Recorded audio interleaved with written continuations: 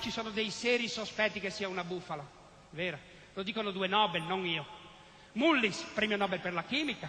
Duisberg, il più grande microbiologo del mondo, dice che l'AIDS, sindrome di immunodeficienza acquisita, non è causato dall'HIV. L'HIV nessuno l'ha mai fotografato e quando a Gallo gli hanno detto portaci la prova che esiste, lui ha detto è un virus strano. Ma come strano? Si muta!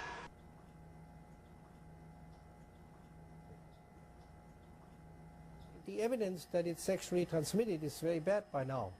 It was predicted if it's sexually transmitted, it would spread in the general population. Because after all, sex is the basis of life. Prostitutes would be at high risk of getting AIDS for their business. That's their life to have sex. They make a living out of sex. And they don't die from. C'è uno studio in Cina, è stato fatto appunto, si sono raccolti dei dati epidemiologici sulle persone che praticano sesso non protetto nei gay bar. Nemmeno un caso di HIV. Y nos fuimos a ver a un virólogo de Barcelona. Como tampoco él podía responder a todas esas dudas que teníamos, llegó un momento que dijo, mira, os voy a decir una cosa, y esto tiene que quedar aquí, no puede salir de aquí. No se sabe nada del virus, no se sabe ni cómo infecta, ni el tiempo que tarda en infectar a una persona, ni siquiera se sabe si existe. Y esto que os acabo de decir, si lo volvéis a repetir, os tendré que incluso denunciar porque yo me estoy jugando mi carrera. That's the nature of the HIV test kit. The test kit manufacturers, Abbott Labs and the 33 others that make these test kits, all say on their package insert that this test, originally made to check the blood supply for transfusion patients, cannot be used to detect HIV.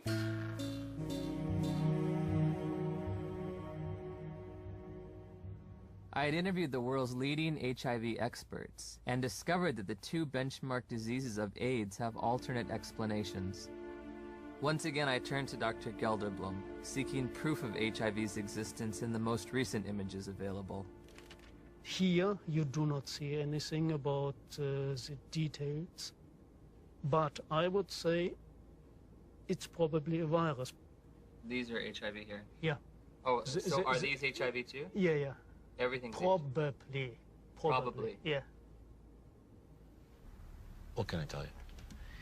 You know, I mean, it exists. Gallo said he had all these viruses, and it was a lie. I think HIV totally has turned out not to be the cause of AIDS. HIV has turned out not to be.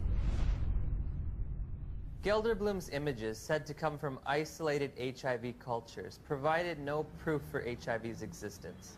So I asked Nobel laureate Dr. David Baltimore and Dr. Robin Weiss how they would isolate and photograph this elusive virus.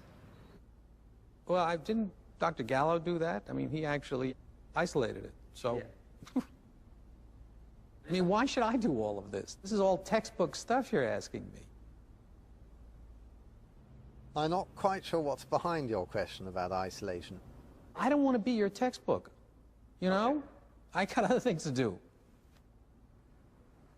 They're embarrassed. The scientists have been embarrassed about this. They know that it's flawed. Millions of people take tests that are referred to as HIV tests. However, the idea that there is a laboratory test that can determine whether or not a person is infected with the virus is simply an illusion. The FDA has never approved a test kit that claims to be used for the purpose of diagnosing HIV infection.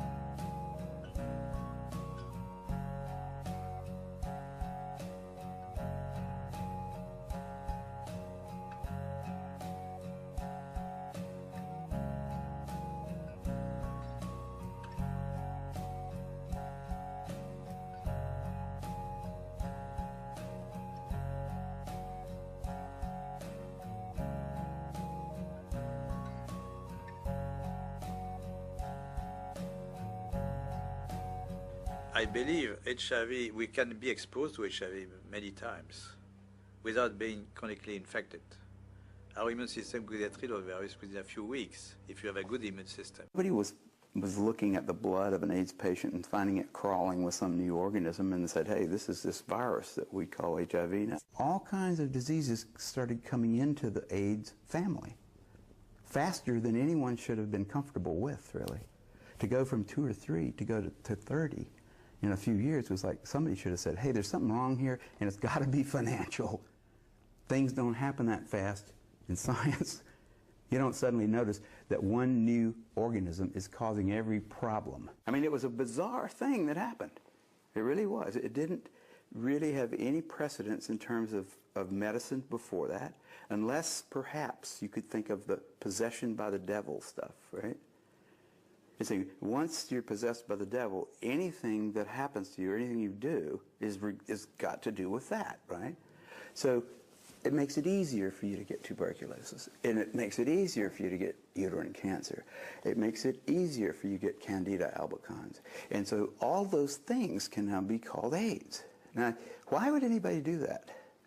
And why would any reasonable doctor start lumping together various symptoms into one pile and saying, all this is caused by HIV? Esattamente. Ecco, dottor Pisani, io le volevo chiedere una cosa, perché Ecco, poi lei poi ho è una curiosità talmente anch'io esauriente molto nella sua, diciamo così, nella sua esposizione che quasi non ha bisogno di domande, però volevo proprio sottolineare quello che è stato l'atteggiamento di Montagnier quando lei ha chiesto proprio al professor Montagnier perché Sì. l'AIDS è l'unica malattia in cui Sì. la presenza di un anticorpo significa malattia e non immunizzazione. Sì, e allora io la prima cosa che ho notato è stato il suo imbarazzo dalla comunicazione non verbale, come si chiama in psicologia clinica. Ha cominciato un po' ad agitarsi sulla sedia, dopodiché, con tutto il rispetto, perché è una persona anche estremamente piacevole, ho avuto l'impressione che cercasse di dare delle risposte alle quali neanche lui credeva. Io ho qui davanti a me la trascrizione delle mie domande al professor Montagnier e addirittura arriva a dire abbiamo avuto un paziente senza anticorpi che è morto di AIDS. Quindi, insomma, sarà a interrogarci se l'HIV sia la causa dell'AIDS quando non c'è ancora prova scientifica,